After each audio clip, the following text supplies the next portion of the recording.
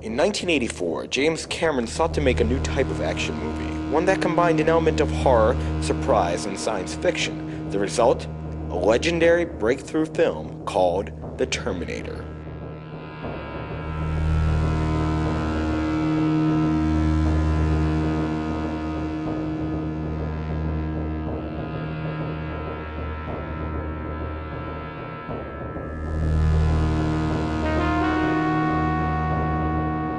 You're dead, honey.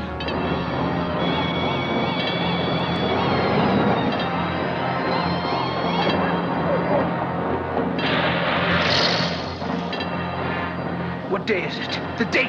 12th May, Thursday. What year?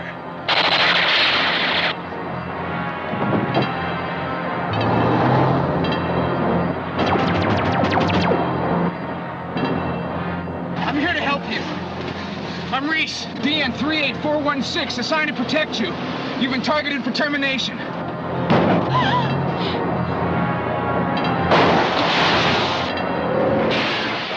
Even when all the odds were stacked against him, Cameron persevered. The movie became a smash hit. But what was going on behind the scenes? How did the film come together? All these answers and more on the KP biography of The Terminator.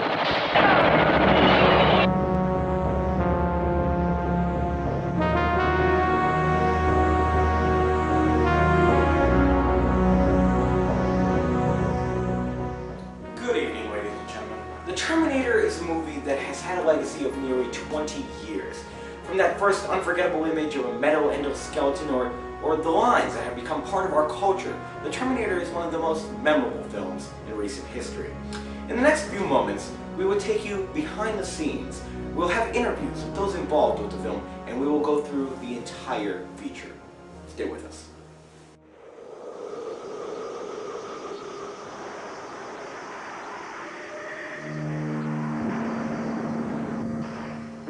The year is 2027 AD. The robots have taken over the world in this battle of man versus machine. And there's only one man who can stop them, John Connor.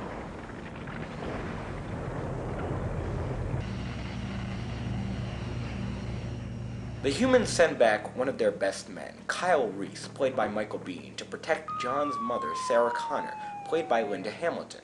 Protect her from what? From the Terminator, played by Arnold Schwarzenegger.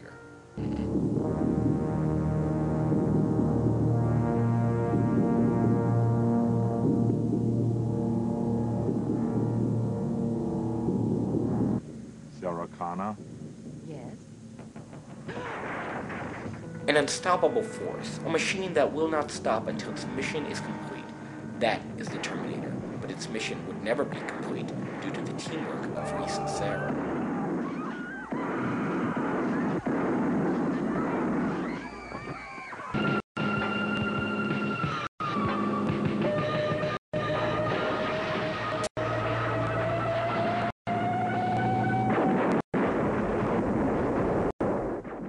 In the film, the Terminator is eventually defeated, never to be heard from again, supposedly.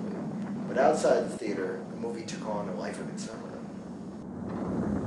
Now you may wonder, what was the movie's impact on its biggest star? Well, we're lucky enough to have Arnold Schwarzenegger right here in the studio with us. Arnold, welcome. Yes. Hello, thank you. Thank you for having me here. Arnold, what would you say is the impact that the film had on you? It opened up a lot of doors for me in terms of being viewed as a real force in the action movie business, you know.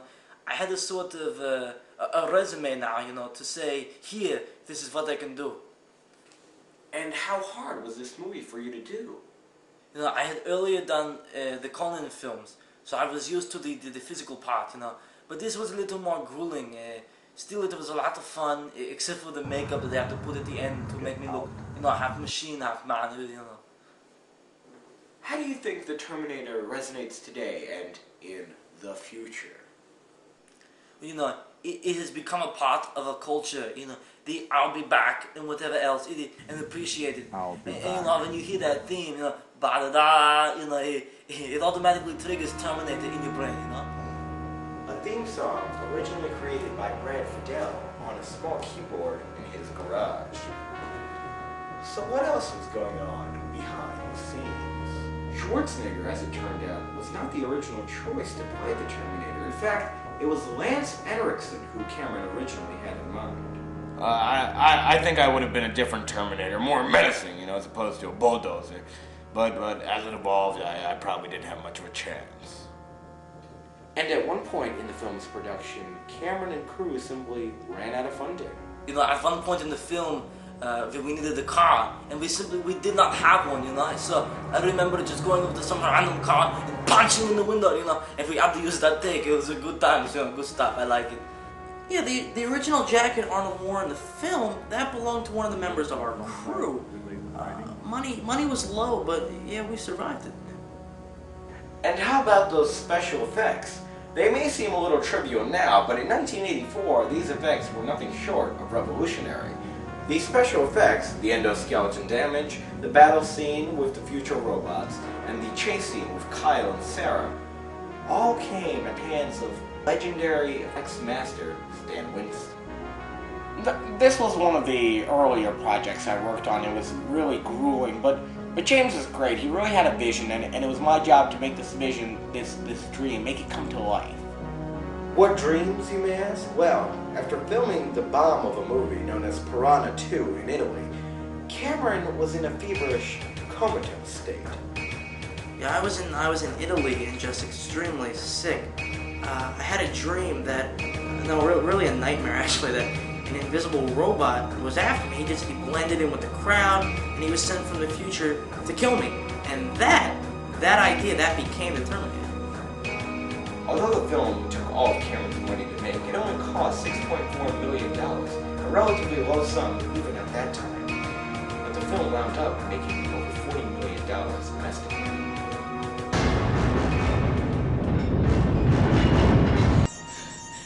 Seven years later, Cameron, Schwarzenegger and company made a sequel that cost over $113 million to make. Hasta la vista, baby. That film grossed well over $205 million domestically and over $500 million worldwide.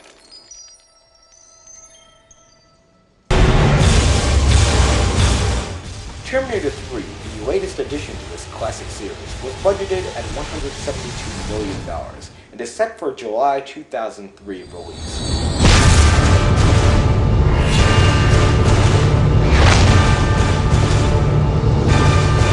She'll be back. But of course, none of these films would have been possible without the original, what some Terminator fans still consider the best. No matter how high in their list the first film is, there is no doubting that it was both groundbreaking and unique.